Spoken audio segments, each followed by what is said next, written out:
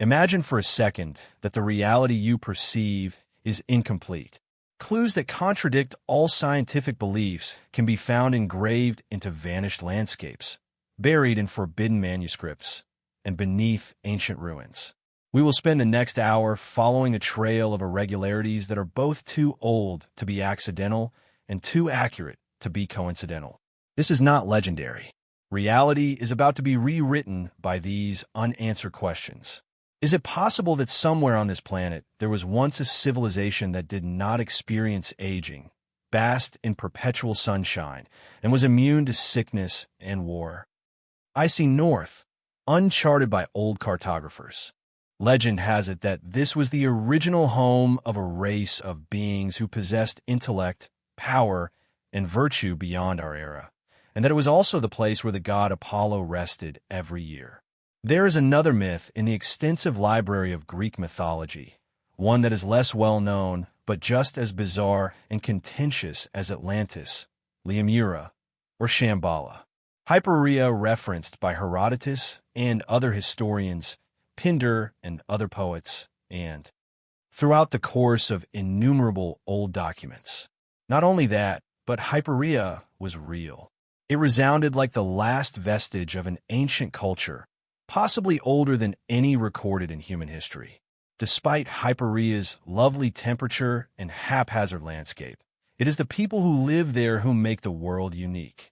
Some people believe that the legendary Hyperorians were the proto-humans, superhuman beings having superhuman strength, intelligence, and spiritual depth that baffles us. Does anyone know who they were? Has it been genuinely exist? But maybe they represent a bygone era that humanity has long since forgotten. Come with us as we explore the unknown land of Hypereia in search of answers about our ancestry and the gods of the north. The Hyperorians lived in a faraway realm beyond the north wind, as told in Greek mythology. Strange, a land uncorrupted by icy winters and scorching summers. Their country, on the other hand, was a region of immortality where nature and warmth shone year-round, free from the clutches of winter and pain. People lived side by side in blissful harmony. In addition to their perfect habitat, the Hyperorians' superhuman talents, traits, and intelligence were what really set them apart in the eyes of subsequent generations. They lived for thousands of years, were towering and powerful, had flawless health, and had skin as white as light. Unencumbered by avarice and hostility, existing in harmony with nature and possessing a high moral standard, capable of conversing with the deities, particularly Apollo, the deity of poetry, beauty, and reality. According to these accounts, the Hyperorians are unlike any other human species on Earth. They were more than just a historical tribe. According to many contemporary researchers, they were a representation of the perfect primordial human or possibly an extraterrestrial species. Their deep bond with Apollo is one of the most fascinating and significant parts of the Hyperorian mythology. Legend has it that on a yearly basis, Apollo would take flight northward from Delhi, on his way to Hypereia to recuperate, to reacquaint himself with his holy allies. Hypereia was considered by many scholars to be more than just a geographical location due to the concept of a Greek god having a second homeland in a land beyond the known world. It had a spiritual foundation, and it may have been the birthplace of many ancient religions, including those of the Greeks, the Egyptians, the Indians, the Celts, and the Norse. Apollo may have been a Hyperorian or perhaps a Greek ancestor, according to certain more mystical beliefs. The divine being who the Hyperorians revered as the embodiment of perfection. The Hyperorians were clearly more than just inhabitants of a fantastical country, according to this profound link. The mythological and spiritual history of humanity revolved around them. Not content to be relegated to the realm of old legend, the idea of the Hyperorians was given new life in the 19th century as a component of a concealed reality by esoteric Western organizations like Theosophy, Anthroposophy, and secret societies like the Thule Society.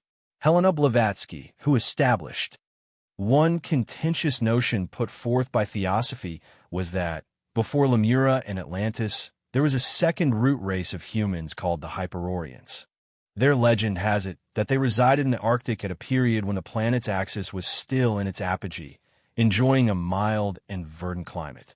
The Hyperorians were characterized by Blavatsky as telepathic and languageless beings, substitutes solar and stellar energy for physical food.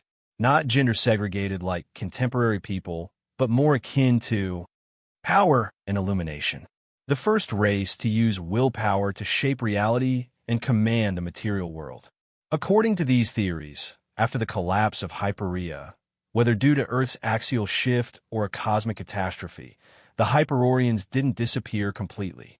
Instead, they reincarnated into other races, leaving a genetic and spiritual imprint, migrated southward, becoming the civilizing gods of Egyptian, Greek, Celtic, and Aryan mythologies, or simply withdrew from the physical realm, leaving behind legends and subconscious memories within humanity. If what theosophy and other esoteric theories claim is true, that the Hyperorians were an original root race with spiritual power and supernatural abilities, then what do you think caused them to vanish from our world? Did they truly disappear, or are they simply waiting for the right moment to return? Share your thoughts in the comments below. What's truly fascinating is that Hyperorian-like beings are not exclusive to Greek mythology. Descriptions of long-lived, strong, wise beings residing in the far north appear in many other cultures. In Norse mythology, there is Midgard, the human realm surrounded by Jotunheim, the land of frost giants, powerful ancient beings with immense knowledge. In Hindu traditions, there are the rishis, immortal sages who live in the Himalayas in places where light never fades. In Tibetan Buddhism, there is Shambhala, a hidden kingdom where enlightened masters live in harmony, awaiting a time to return and guide humanity through darkness. At a deeper level, all these stories seem to point to a common origin, a higher race from a golden primordial age when humanity and the divine were not yet separated. Today, Hyperia is not just a subject in esoteric studies. It has inspired fantasy literature. Robert Howard, creator of Conan, imagined an ancient and savage Hyperia metaphysical philosophy. Julius Evola, a mystical Italian thinker, saw Hyperia as the spiritual root of the Aryan race. Music, film, and RPGs such as Elder Scrolls and Lovecraftian tales. But beyond media and fiction, what keeps Hyperia alive in human imagination is our yearning to return to a higher state of being, a realm free of war, disease, and division where intellect, intuition, and spirit reach their peak. Whether or not the Hyperorians truly existed, they remain a powerful symbol of what humanity once was. Gods in the light, living in harmony. And perhaps in some future cycle of time, they may rise again to usher in a new golden age. Could it be that long before Egypt or Sumer, humanity had already built a great empire called Rama, a civilization so ancient that modern history holds no record of it? Yet traces of its existence echo through the epic tales of ancient India like whispers from a forgotten past. Crystalco-covered cities, flying chariots in the sky, and most astonishingly, weapons of mass destruction with the power of nuclear bombs. All are vividly described in texts that are thousands of years old. No longer just vague mythology, the Rama Empire is now forcing archaeologists to ask, did a highly advanced civilization once exist only to be annihilated by its own weapons? Let us follow the cracks in history where modern science and ancient myth may in fact be telling the same story. Ancient records of the Rama Empire appear in the two greatest epics of ancient India, Ramayana and Mahabharata. In these texts, Rama is depicted as a powerful civilization with the magnificent capital city of Ayodhya, a perfectly planned metropolis adorned with crystal-like palaces, wide roads, and a well-organized, prosperous society. However, what astonishes modern researchers is not its sophisticated social system, but the vivid descriptions of fierce battles between Rama and opposing forces. These wars go beyond mere mythology featuring extraordinary weapons far beyond conventional understanding, hinting at an extremely advanced level of military technology. Many believe these may represent the faded memories of a lost prehistoric civilization. One of the most controversial details in the Mahabharata epic is the description of Brahmastra, the ultimate weapon of the gods. When activated, Brahmastra produced a blinding light brighter than 1,000 suns, followed by a mushroom-shaped cloud rising into the sky. Scorching winds sweeping across the desert, boiling rivers and lakes, and all living creatures perishing in flames. Remarkably, those exposed to experienced hair and fingernail loss, phenomena strikingly similar to the effects of modern nuclear weapons. Many scholars argue this cannot be dismissed as mere poetic metaphor, but may instead be a mythologized memory of a real weapon, one with devastating power far ahead of its time, akin to an ancient atomic bomb.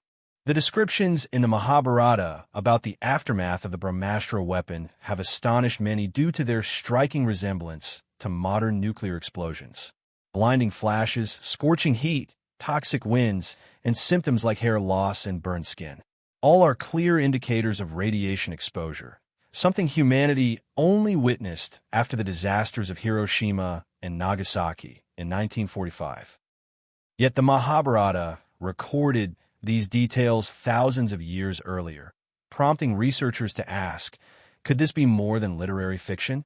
Might it be a faded memory of a prehistoric global catastrophe preserved in the form of myth? Not limited to Brahmastra, the Mahabharata continues to puzzle modern scientists by describing various weapons with strange capabilities far beyond the technological level. Humanity is only beginning to explore today. Most notably, some weapons are said to target only living beings without damaging the land or vegetation, a feat nearly impossible without advanced biological recognition systems or directed energy weapons. Additionally, certain weapons are described as having the ability to alter weather, trigger earthquakes, or darken the skies in broad daylight. These details have led to the theory that the Mahabharata is not merely a literary epic, but a distorted memory of high technology that once existed in a prehistoric civilization.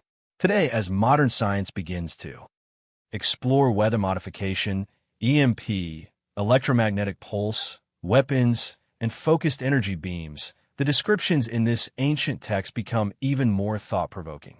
Could we merely be retracing the steps of those who came before us and lost everything? What troubles scholars the most is this question. How could ancient people have such precise knowledge of phenomena that only appeared in the modern era? Were the descriptions of blinding light, scorching winds, and hair loss merely literary symbols or encoded memories of a real catastrophe? Many researchers believe that the level of detail and consistency found in the Indian epics goes far beyond ordinary imagination, as if the writers had actually witnessed these events and were trying to record what they saw. It is this striking accuracy that has given growing credibility to the theory of a vanished, highly advanced civilization. If what's written in the Mahabharata is not merely religious symbolism, but a memory of an actual catastrophe, would that change how we view humanity's ancient past? Could ancient humans have once developed technology advanced enough to destroy themselves? What do you think? Are the descriptions in India's epics pure imagination or a warning from a long-buried civilization? Share your thoughts in the comments below. In the region of Rajasthan, India, archaeologists discovered an area with abnormally high background radiation levels despite it being far from any nuclear power plant, weapons testing site, or known modern source of contamination. Measurements revealed radiation levels comparable to those found in areas affected by atomic bombings, such as Hiroshima after World War II.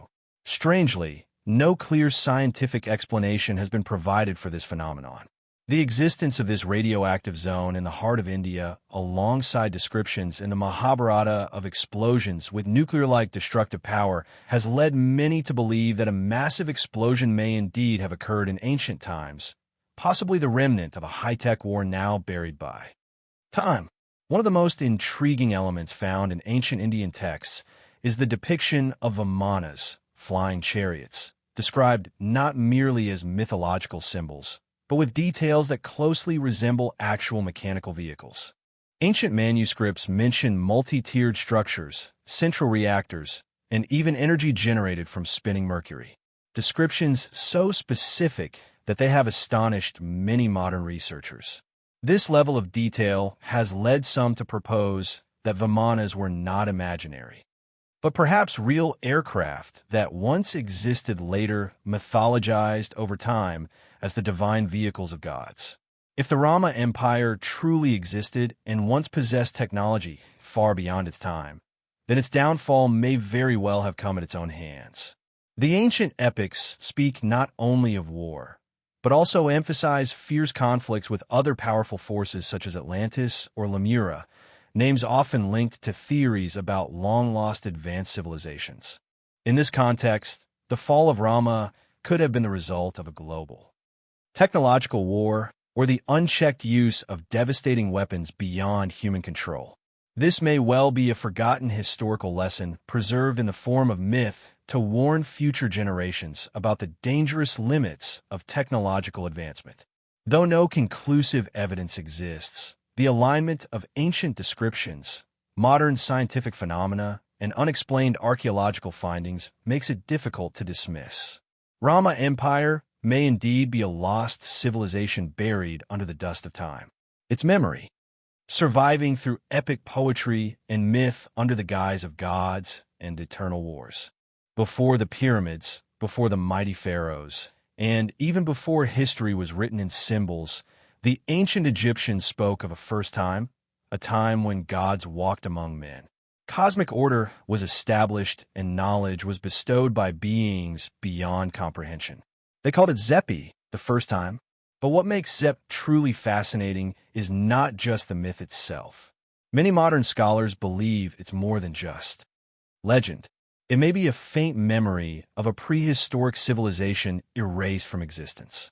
A lost age that once thrived, once shone, and then vanished without a trace. And if they're right, then Zepi may be the oldest surviving fragment of the Atlantis mystery. A gateway into a forgotten past humanity was never meant to remember. In ancient Egyptian cosmology, Zepi was not merely the moment of creation. It was the establishment of eternal cosmic order. Before this moment, there existed only none, a primordial ocean of formless chaos, devoid of light, shape, or boundaries. From its depths rose the god Adam, or Ra, who stood upon the first mound of land, known as Benben, symbolizing the origin of existence. There he created the first two deities, Shu, god of air, and Tino, goddess of moisture, laying the foundation for sky, earth, and life itself. From this act emerged the concept of Mahat, representing justice, balance, and universal harmony, which became the moral and political cornerstone of all Egyptian civilization. For the Egyptians, every major ritual, especially the coronation of a pharaoh, was seen as a reenactment of Zept, a sacred attempt to restore divine order in a world constantly threatened by chaos. Many independent scholars believe that Zept is not merely a religious myth, but rather a symbolically encoded memory preserving a real period in the distant past, an era when a highly advanced civilization may have existed long before dynastic Egypt. In this interpretation, the gods mentioned in the myths were not entirely supernatural beings, but metaphors for actual historical figures who played a guiding role in shaping early human civilization. The gods of Zepi, in this view, could have been beings or individuals possessing knowledge far beyond their time, mastering technology, astronomy, and cosmic understanding that surpassed the intellectual capacity of humanity at that stage. One of the most fascinating and mysterious intersections between Egyptian mythology and Western tradition lies in the connection between Zept and Atlantis. Two seemingly separate stories that share remarkable similarities. According to Plato, Atlantis was a highly advanced civilization that was destroyed in a single day and night by earthquakes and floods, vanishing without a trace, leaving behind only vague memories preserved in legend. This mirrors the narrative of Zept, a golden age when gods or supernatural beings ruled the earth, bringing order, knowledge, and peace only to suddenly disappear. Both tales speak of a catastrophic collapse with what remains reduced to symbols, myths, and forgotten. Ruins as if humanity is subconsciously trying to remember something erased from collective memory. For many alternative scholars, Zepti is the ancient Egyptian way of preserving the memory of a lost civilization, possibly Atlantis under another name. Both Zepi and Atlantis describe a golden age, an era when superior beings ruled the earth only to suddenly vanish, leaving behind nothing but legends and silent ruins. Could such a striking similarity really be just a coincidence? Do you think Zepti and Atlantis are two different names for the same lost civilization? Share your thoughts in the comments, especially if you believe human history is far more complex than what we've been taught.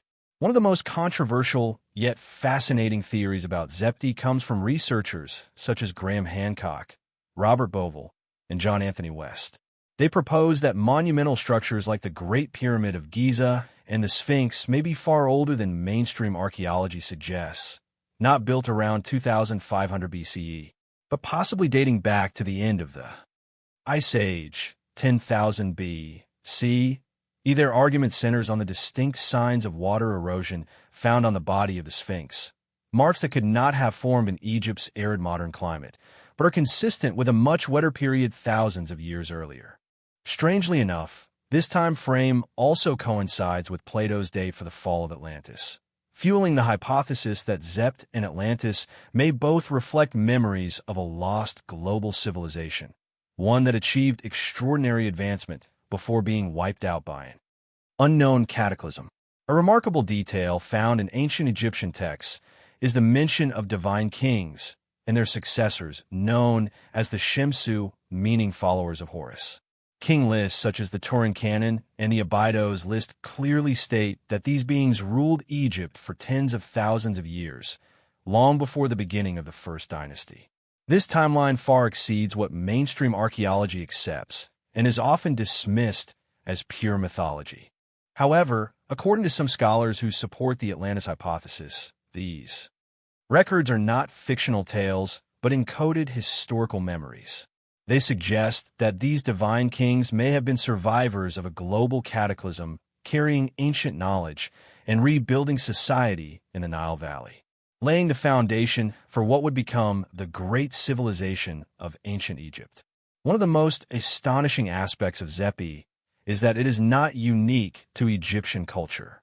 Many other ancient civilizations also preserved origin myths with remarkably similar structures and messages. The Sumerians spoke of divine kings who ruled before the Great Flood.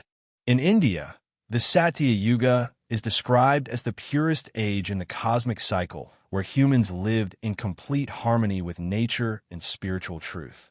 The Maya believed that previous worlds have been destroyed, and the current one is merely a reconstruction.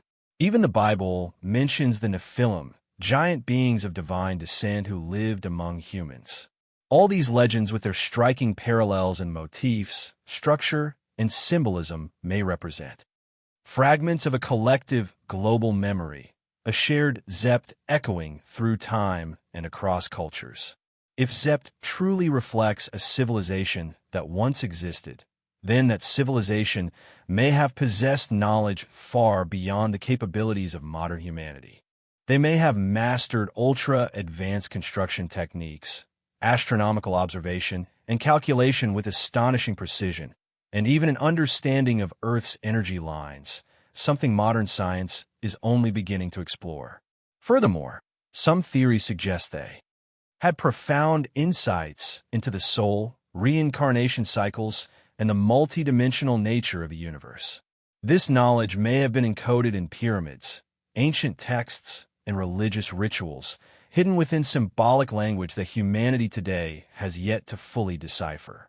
This is not merely an archaeological question. It is a challenge to the entire framework of modern scientific understanding.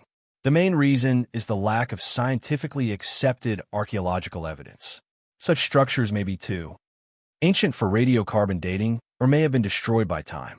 Additionally, theories involving Zepi and Atlantis are often dismissed as pseudoscience or conspiracy.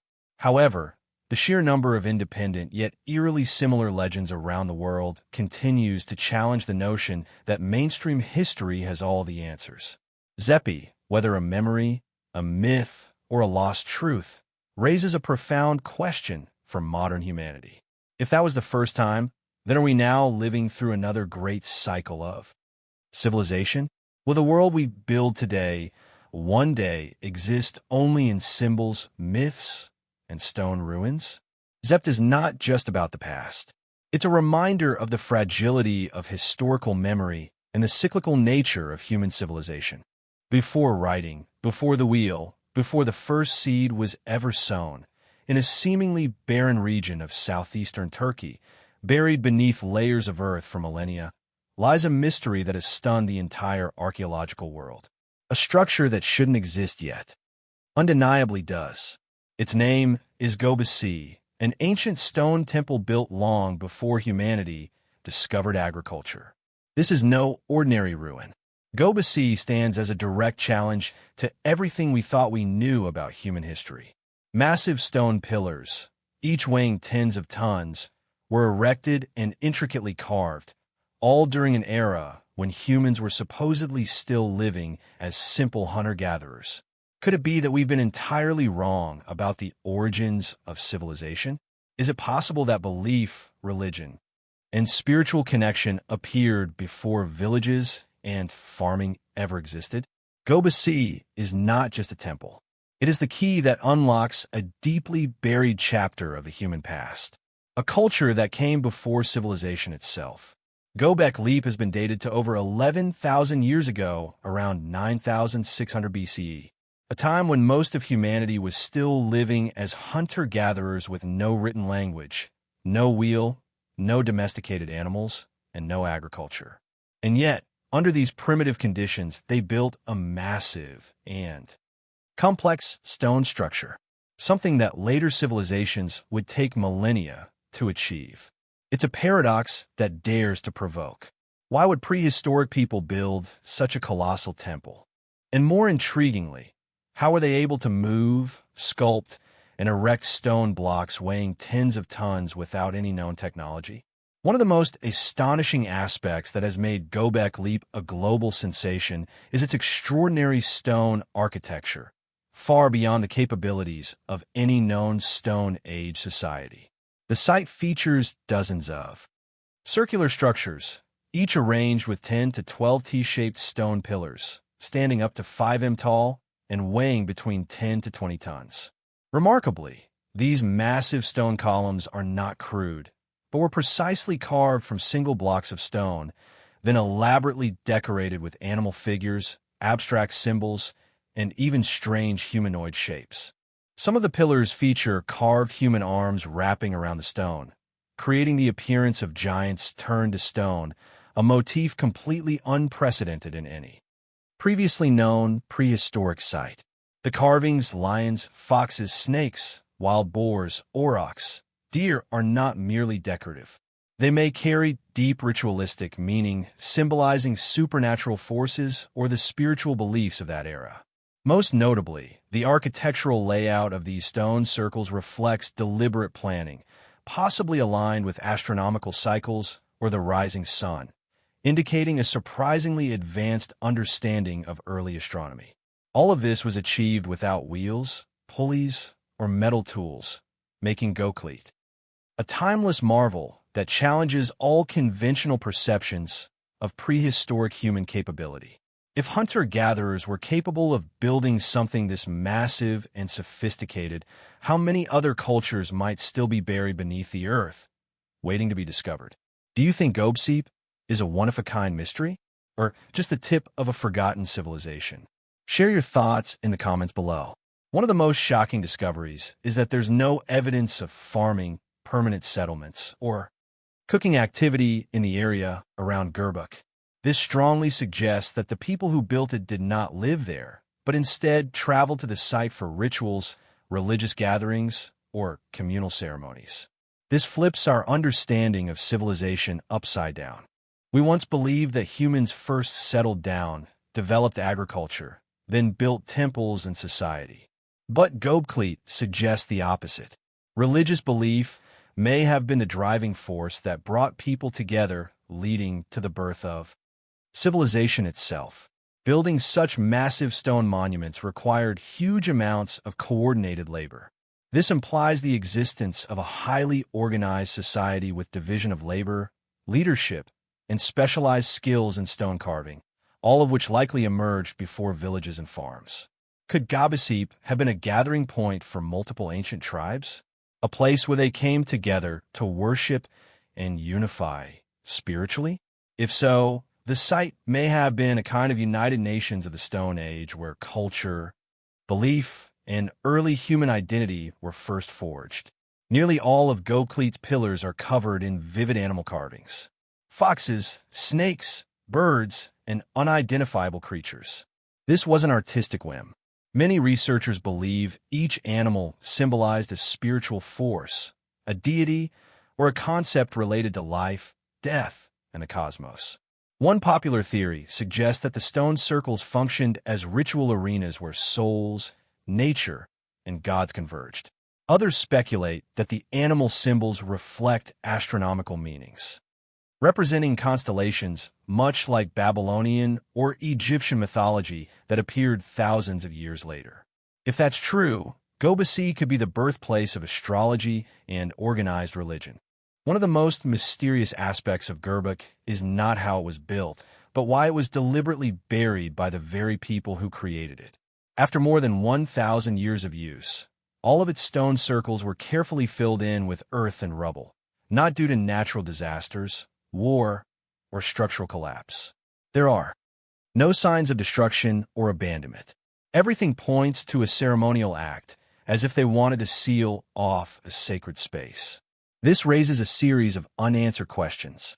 Did their religious beliefs shift dramatically, or did some major event make them fear the site? Whatever the reason, this act of intentional burial turned Göbekli into a forgotten memory. A once glorious culture hidden away by human hands from the pages of history. To this day, archaeologists have excavated less than 5% of Göbekli's total area. Most of the site remains buried beneath layers of earth, with dozens of other stone structures still untouched. This means that what we currently know is just the tip of the iceberg, and beneath it may lie a vast trove of knowledge and evidence of an ancient culture that mainstream history has yet to fully acknowledge. Göbekli isn't just an ancient temple. It's one of the greatest challenges ever posed to modern archaeology. Who built it? How did they do it? And why would a group of people with no agriculture or metallurgy build a monument grander than the pyramids? It forces us to reconsider what it means to be civilized. Could belief, ritual, faith have been the true foundations of early human cooperation? If so, religion wasn't born from civilization. Civilization may have been born from religion. Do you believe a highly developed culture could exist before agriculture? And what other mysteries might still be buried beneath the earth, waiting to be found? Share your thoughts in the comments below. Before Atlantis ever became a household name, whispers of another lost world haunted the maps of explorers and the visions of mystics. A sunken continent so vast it could have stretched across the Indian or Pacific Ocean. Its name was Lemura or Mu, a place spoken of not in history books, but in riddles, legends, and half-bead theories. Unlike Atlantis, whose myth is rooted in a single philosopher's tale, Lemura's story grew from a strange blend of zoology, geology, spiritualism, and yearning. No one has ever found it. No one has ever proven it existed. Yet for over a century, the idea of Lemura has refused to drown, and what it represents might be even more mysterious than the continent itself. What if an entire world once existed, now swallowed by the ocean, erasing not just cities and species, but entire chapters of human evolution? This is the legend of Lemura, not a place on the map, but a ghost of something too ancient, too strange, and too powerful to forget. At the heart of the Lemuran myth is a captivating proposition: an entire continent once teeming with life and potentially even Intelligent civilizations supposedly vanished beneath the waters of the Indian or Pacific Ocean. This wasn't a mere island or archipelago. Lemura, as it was envisioned by its proponents, spanned thousands of miles, connecting lands as far apart as Madagascar, southern India, Southeast Asia, Australia, and possibly even the Western Americas and Polynesia. Its submergence, according to some narratives, was the result of a cataclysmic geological event. Earthquakes, tectonic shifts, or even divine punishment that shattered the continent and swallowed it whole beneath the ocean floor. And with it, according to legend, disappeared not only the land, but entire civilizations, languages, knowledge systems, and possibly an ancient race of highly evolved humans or semi-divine beings. What made this claim especially compelling for many 19th and early 20th century thinkers was how conveniently it seemed to explain certain mysteries in the real world, such as the presence of similar species or cultural motifs across vast and disconnected continents. Lemura became a blank canvas upon which any anomaly could be painted as evidence. What about you? Do you believe a vast continent like Lemura once existed only to be swallowed by the ocean and forgotten by history? Do you think the legends of the Lemurans, towering, wise, and mystical, a pure myth or faded memories of a lost civilization? Could the ocean floor still be hiding countless secrets that science has yet to uncover? Share your thoughts in the comments below. Who knows? Maybe your question will one day unlock the truth that has slept beneath the waves for thousands of years. Ironically, the myth of Lemura did not begin in spiritual circles, but rather within the realm of early evolutionary science. In mid-1800s, biologists and geologists were baffled by an oddity. Lemurs, those wide-eyed primates, existed in Madagascar and parts of Southeast Asia and India, but were absent from mainland Africa and the Middle East.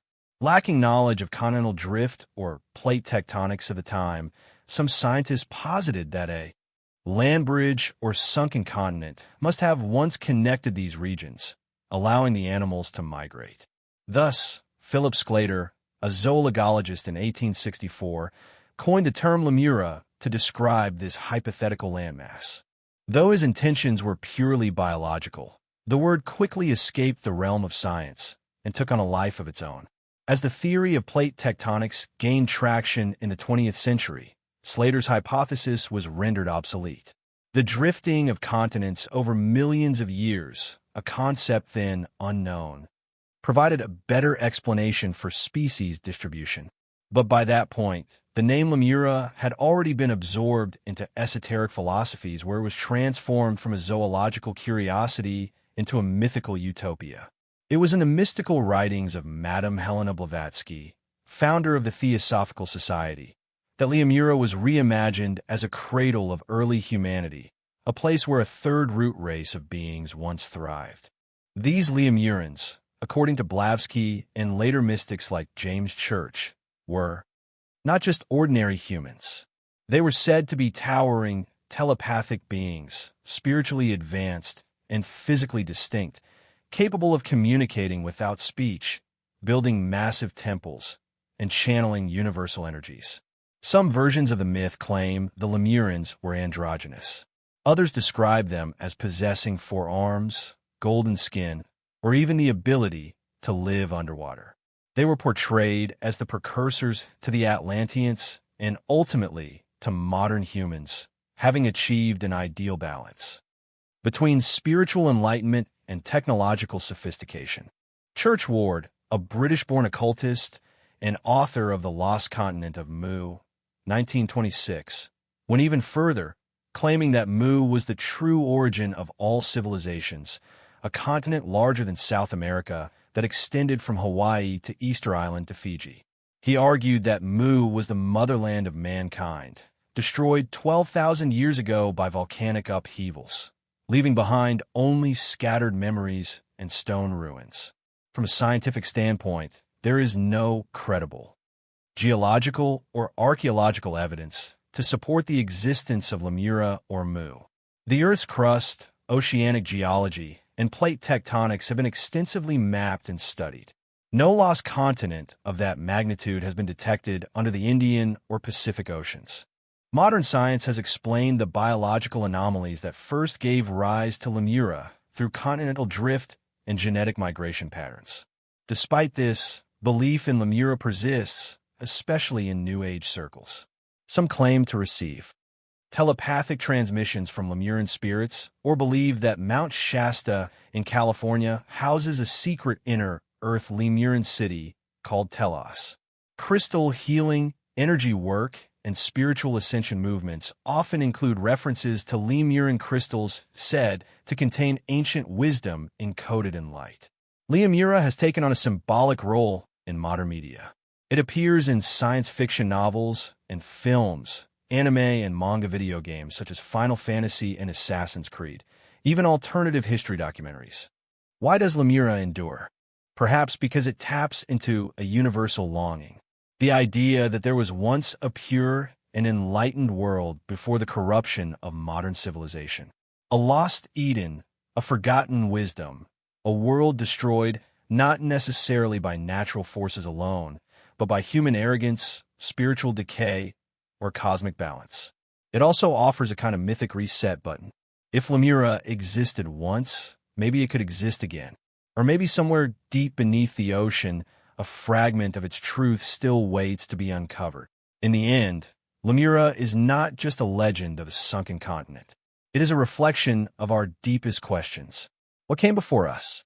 Have entire civilizations risen and fallen beyond the reach of our memory?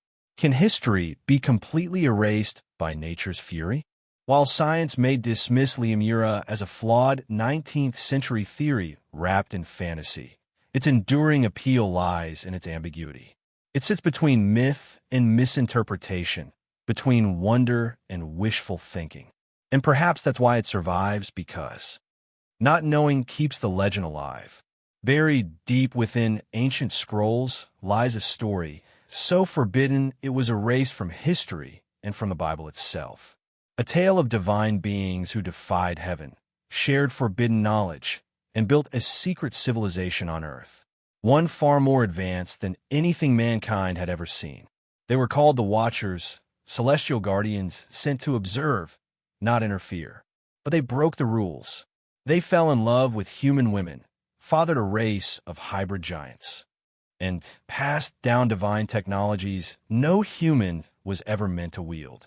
But the greatest mystery of all, they didn't just mingle with mankind. They built a parallel world, a hidden civilization that rose beside us, then vanished without a trace. Why was it destroyed? Who erased it from memory?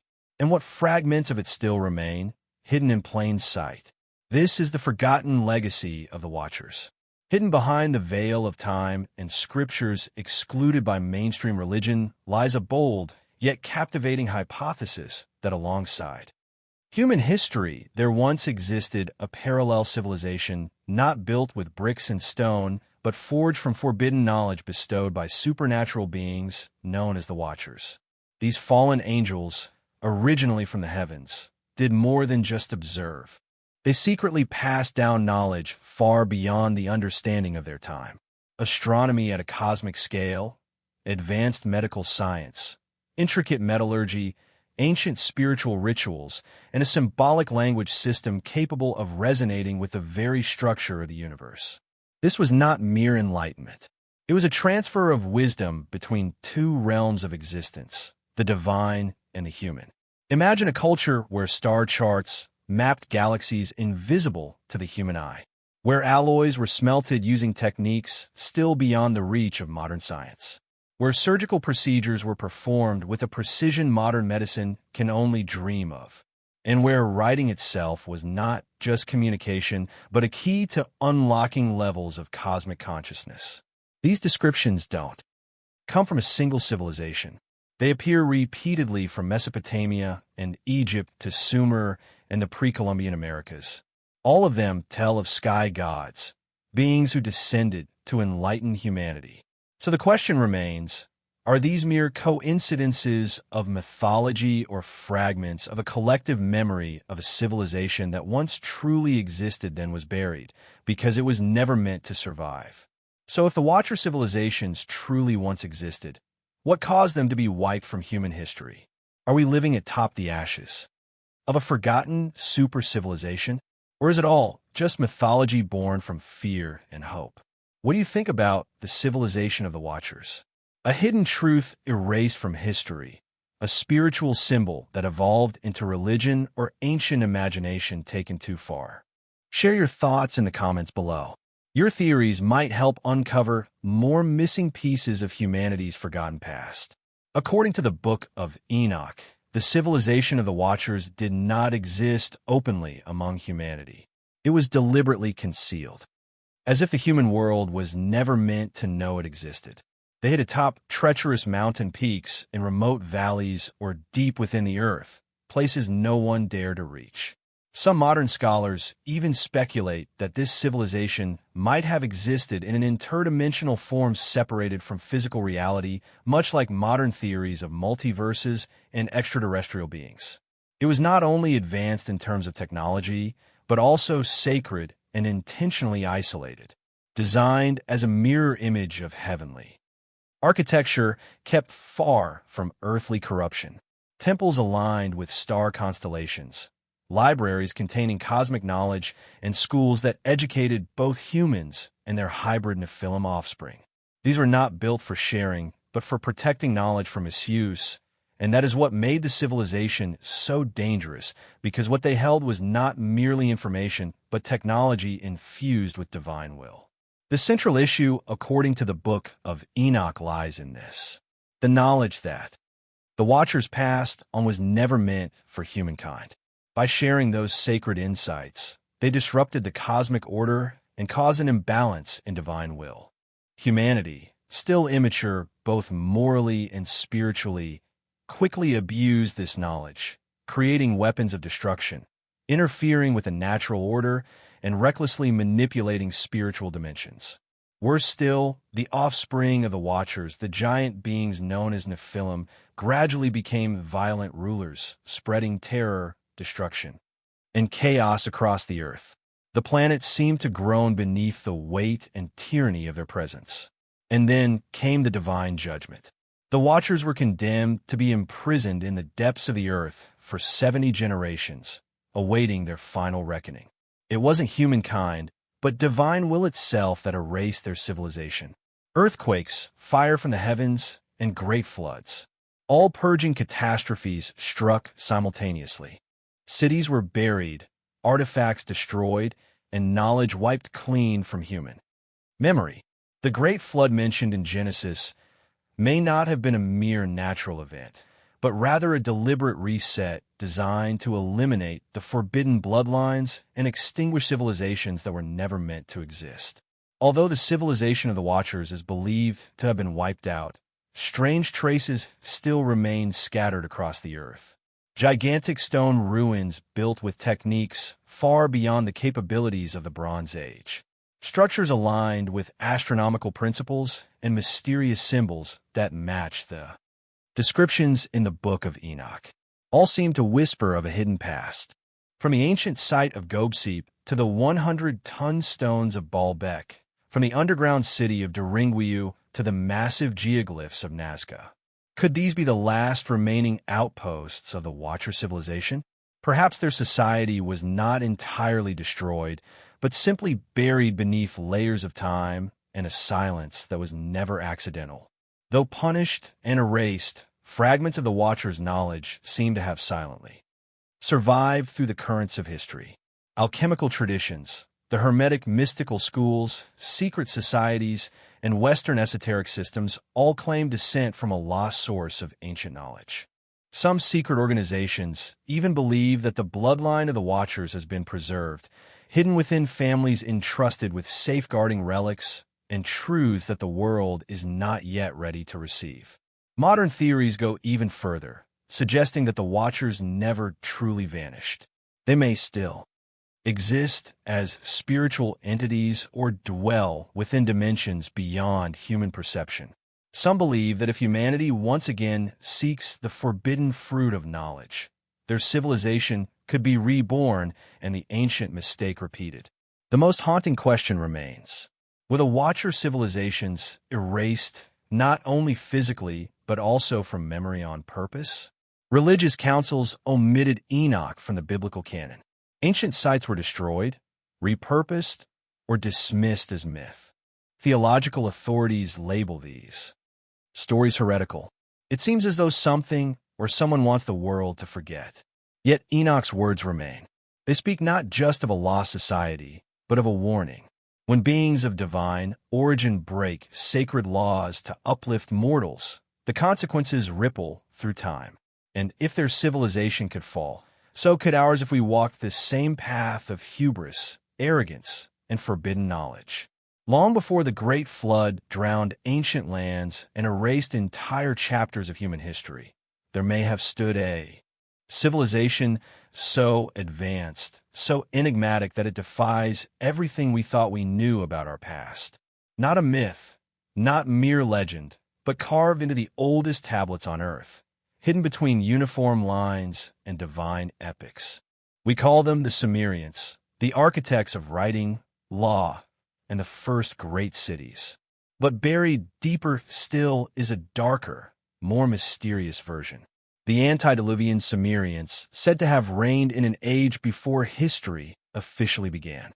They possessed astronomical knowledge rivaling modern science, societal structures that appeared fully formed, and technologies that have no place in the ancient world.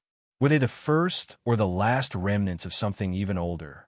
Among the most mystifying Sumerian texts is the Sumerian King List, a cuneiform tablet inscribed in the city of Nippur. This record doesn't merely list rulers and dynasties. It does the unthinkable. It claims that before a catastrophic flood swept over the earth, 8 kings ruled for a combined total of 241,200 years. One ruler, Alulim of Eridu, allegedly reigned for 28,800 years. These aren't symbolic numbers. They're listed with precision, followed by the phrase, "Then the flood swept over." Mainstream historians interpret these timelines as myth or numerical exaggeration. Yet, the structured way in which they are presented not as poetry, but as royal chronology invites deeper scrutiny. Were these kings truly human or something else entirely? And if not myth, could this list be a distorted memory of a pre-sea cataclysmic civilization advanced and now lost? But what if these numbers weren't symbolic at all? What if the Sumerian king list isn't a myth, but a distorted memory of something real? Do you believe it's possible that a civilization ruled for over 200,000 years before the Great Flood? Or are we simply misinterpreting ancient records with modern eyes? Let us know what you think in the comments below. We're curious to hear your theory. Here lies the core mystery of the antediluvian Sumerians. Even if we accept that the post-flood Sumerians flourished around 3000 BCE, the sudden explosion of their technological and cultural sophistication defies expectations. Their invention of cuneiform writing seems to appear fully formed, not gradually evolved. Their cities like Uruk and Eridu had complex administrative buildings, ziggurats, step temples, sewer systems, irrigation canals, and marketplaces, all emerging as if from an invisible precursor. But even more startling is their astronomical knowledge. The Sumerians tracked planetary movements and calculated the length of a year with astonishing accuracy, 360 days adjusted by intercalary months. They divided the sky into 12 constellations, laying the foundation for the zodiac system, still used today. They described the moon's phases, eclipses, and even had a concept of celestial cycles spanning thousands of years. Some tablets refer to celestial bodies that couldn't have been visible to the naked eye, including what later would be interpreted as references to Uranus and Neptune long before the invention of telescopes. Where did this knowledge come from? Sumerian myth attributes much of this advanced knowledge to the Anunnaki, divine beings from the heavens who descended to earth. Far from being abstract gods, the Anunnaki are described in practical and organizational terms. They built cities, divided labor, taught humans agriculture, medicine, metallurgy, and astronomy. The term Anunnaki literally means those who came down from heaven. They were said to dwell in Duku, the holy mound, and held council there to determine the fate of humanity. Their leader Enki is credited with creating mankind not through divine magic, but through an act of engineering, mixing clay with the essence of the gods, which some interpret as biological manipulation or genetic engineering. Is it coincidence that these myths describe a sudden creation of humanity followed by the immediate appearance of farming cities and writing? Or do they encode a collective memory of intervention either by forgotten Earth-based ancestors or, as ancient astronaut theorists claim, extraterrestrial beings? Consider the context of surrounding civilizations. Before the rise of Sumer, the region should have been mostly tribal, nomadic, and technologically simple. Yet out of nowhere, massive temple complexes, legal codes, financial records, and even mathematical tables appear on clay tablets. The Sumerians used a base 60 Imel number system from which we still inherit the 60-minute hour and 360-degree circle. They had concepts of square roots, reciprocal numbers, and compound interest found in the Plimpton 322 tablet. Their architectural alignments often pointed to equinoxes, solstices, and planetary risings, indicating an intentional design tied to celestial patterns. Mainstream archaeology chalks this up to early genius, but some scholars suggest an alternative view. These weren't discoveries, but rediscoveries, the preserved remains of a far older, more advanced culture that predated the flood. The Great Flood narrative is not unique to the Bible. It's mirrored in the Epic of Gilgamesh, where Utnapishtim, the Sumerian Noah, survives a divine flood meant to wipe out corrupt mankind. He is told to build a massive boat and save the seed of every living thing, a tale that predates Genesis by at least a millennium. In Sumerian tradition, this flood divides two epochs before and after the gods walked with man. Before the flood, knowledge was abundant, life was long, and the divine council ruled the earth. Afterward, humans were left with fragments struggling to rebuild. This has led many to ask, was the flood a mythologized memory of a cataclysmic reset? Could it be that antediluvian Sumerians once flourished with technological knowledge only to be erased, leaving behind cryptic traces in ziggurats, star maps, and divine myths? There are physical anomalies that deepen the mystery. Baghdad Battery, a 2,000-year-old artifact believed by some to be a primitive electrical device, perhaps a relic of rediscovered technology. Cylinder seals show star-like objects and flying beings interpreted by some as spaceships or satellites. The notion of tablets, divine tablets of destiny, containing codes for civilization, is eerily similar to today's ideas of encoded knowledge, digital storage, or even DNA. Even now, many form tablets remain undeciphered in museum basement. What lost technologies or forgotten histories still lie hidden in them? Whether one embraces mainstream history or speculative archaeology, it is undeniable that the Sumerians stand as an anomaly. They appear too suddenly, too complete, and too advanced for what one might expect at the supposed dawn of civilization. The antediluvian Sumerians, as preserved in myth, stone, and speculation, challenge us to reconsider the linearity of history. Perhaps, just perhaps, civilization is not a one-time miracle, but a cyclical phenomenon rising and falling like the rivers of Mesopotamia. In the end, one question lingers. Did the Sumerians inherit a legacy? Or were they the remnants of a forgotten golden age that once reached for the stars?